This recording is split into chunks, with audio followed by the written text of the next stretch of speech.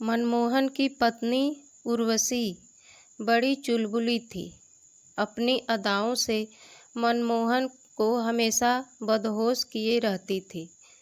उसको पाकर मनमोहन को जैसे पंख लग गए थे और वह हमेशा आकाश में उड़ान भरने को तैयार हो उठता था। उर्वशी उसकी इस उड़ान को हमेशा ही सहारा देकर दुनिया जीतने का सपना देखती रहती थी। अपने मायके में भी उर्वशी हिरनी की तरह गांव भर में घूमती रहती थी। इसमें उसे कोई हिचक नहीं होती थी, क्योंकि उसकी माँ बचपन में ही मर गई थी और सौतेली माँ का उसको कोई डर न था। उर्वशी छोटे बड़े किसी काम में अपनी सीमा लांघने से कभी नहीं हिचकती थी। शादी से पहले ही कई लड़कों के साथ उसका संबंध था। वैसे ब्याह कर अपने इस घर आने के बाद पहले तो उर्वशी ने अपनी भोली और बर्ताव से पूरे घर का दिल जीत लिया, पर जल्दी ही अपना रंग दिखाने लगी। मनमोहन का भाई देव की सबसे बड़ी औलाद एक बेटी थी, जो अब सयानी और शादी के लायक हो चली थी। उसका नाम राधा था। देव के दो बेटे अभी छोटे छोटे ही थे। देव की पत्नी पिछले साल हैजे की वजह से मर गई थी। उर्वशी के सास ससुर और देव अब कभी कभी राधा की शादी कर देने की चर्चा छेड़ देते थे, जिससे वह डर जाती थी। उसकी शादी में अच्छा खासा खर्च होने की उम्मीद थी। उर्वशी चाहती थी कि अगर किसी तरह उसका पति अपने भाई देव से अलग होने को राजी हो जाए तो होने वाले इस खर्च से वह बच निकलेगी। उर्वशी ने माहौल देखकर को अपने मन की बात बताई। मनमोहन एक सीधा साधा जवान था। वह घर के एक सामान्य सदस्य की तरह रहता और दिन भर दिल खोल कर कमाता था। वह इन छल प्रपंचों से कोसों दूर था। उर्वशी की बातों को सुनकर पल भर के लिए तो मनमोहन को बहुत बुरा लगा, पर उर्वशी ने जब इन सारी बातों की जिम्मेदारी अपने ऊपर छोड़ देने की बात कही तो वह चुप हो गया। यही तो उर्वशी चाहती थी। अब वह आगे की चाल के बारे में सोचने लगी। पहले कुछ दिनों तक तो उसने राधा से खूब दोस्ती बढ़ाई और उसे घुमाने फिराने, खेलने खिलौने वगैरह की पूरी आज़ादी दे दी। फिर खुद ही अपने सास ससुर से उसकी शिकायत भी करने लगी। एक दो बार उसने सलोनी को गुपचुप उसी गांव के रहने वाले अपने चहेते पड़ोसी रामलाल के साथ मेले में भेज दिया और पीछे से ससुर को भी भेज दिया। राधा के रंगे हाथ पकड़े जाने पर उर्वशी ने उस घर में रहने से साफ इनकार कर दिया। सास ससुर और गांव वाले उसे समझा समझा कर थक गए, पर उसने तब तक कुछ नहीं खाया पिया जब तक कि अलग रहने का फैसला नहीं ले लिया। अब तो उर्वशी की पाव 12 थी। अकेले घर में उसे सभी तरह की छूट थी। न दिन में कोई देखने वाला, न रात में कोई उठाने वाला। अब तो वह अपनी नींद सोती और अपनी नींद जागती थी। मनमोहन तो उसके रूप और जवानी पर पहले से ही लट्टू था। बंटवारा होने के बाद से तो वह उसका और भी एहसानमंद हो गया था।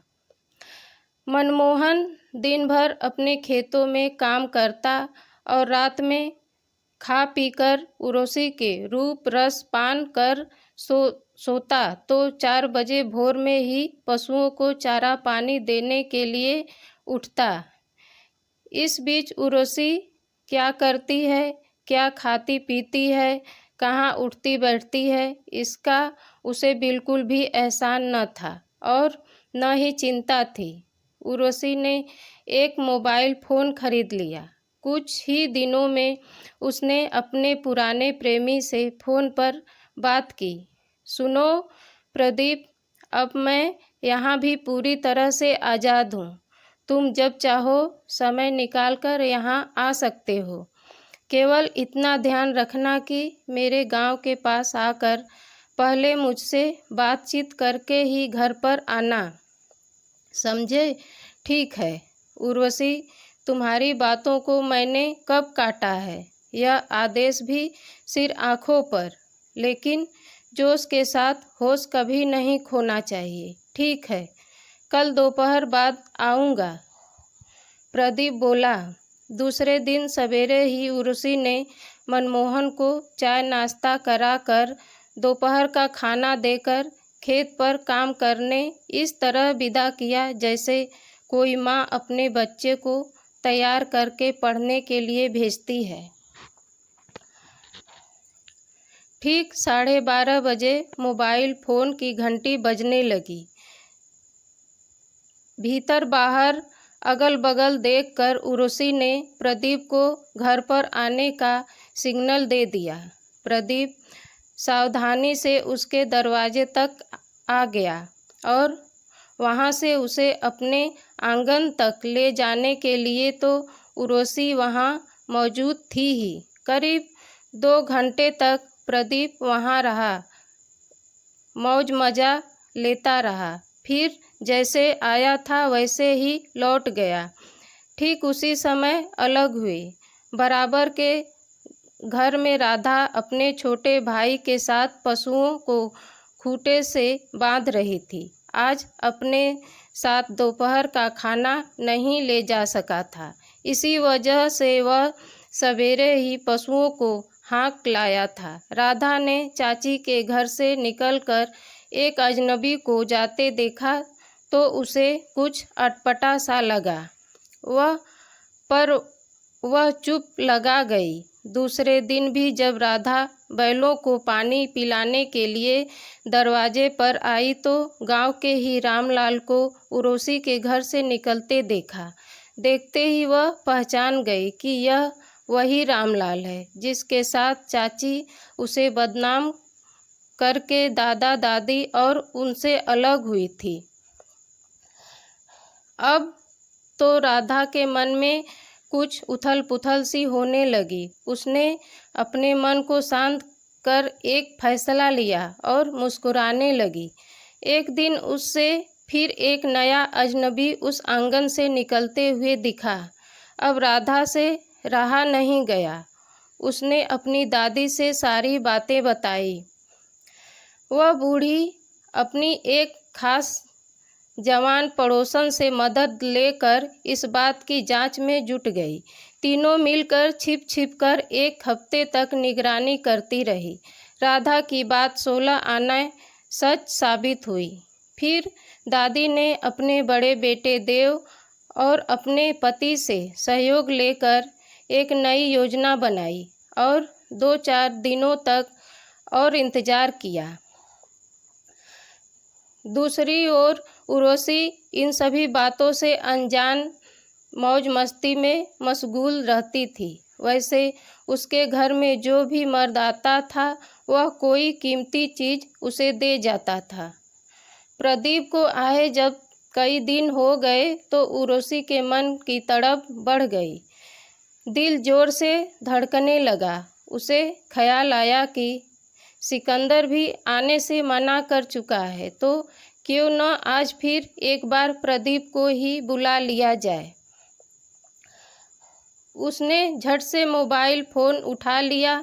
दूसरी ओर से लो जी ने पूछा, हाँ उर्वशी, क्या हाल चाल है? तुम वहाँ खुश तो हो न? क्या खाक खुश रहूँगी, तुम तो इधर का रास्ता ही भूल बैठे हो।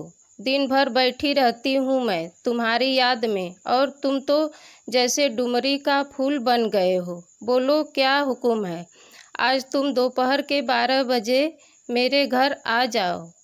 ओ हुजूर, का हुक्म सिर आँखों पर, कहते हुए प्रदीप ने फ़ोन काट दिया। उर्वशी ने तो अपनी योजना बना ली थी। पर उसे भनक तक नहीं थी कि कोई उस पर नज़र रखे हुए हैं। प्रदीप पर नज़र पड़ते ही सभी सावधान हो गए। वह एक ओर से आकर उर्वशी के आंगन में घुस गया। लोगों ने देखा कि उर्वशी उसे दरवाजे से भीतर ले गई। राधा ने दादी के कहने पर मनमोहन चाचा को भी बुलाकर अपने दरवाजे पर बैठा लिया था। धीरे धीरे कुछ और लोग आ गए और जब तकरीबन आधा घंटा बीत गया होगा तब मनमोहन को आगे कर सभी लोग उसके दरवाजे पर पहुंच गए।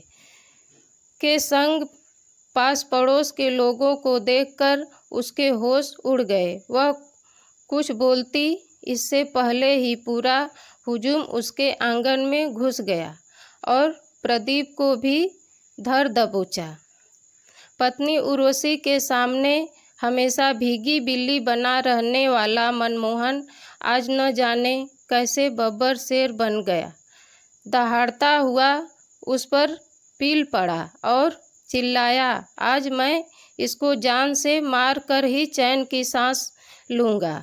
उस दिन के बाद से फिर न तो उर्वशी कभी वापस गांव में दिखी और न ही उसका प्रेमी। सुना था कि वह शहर जाकर कई घरों में बर्तन मांजकर किसी तरह गुजारा कर रही है। धन्यवाद।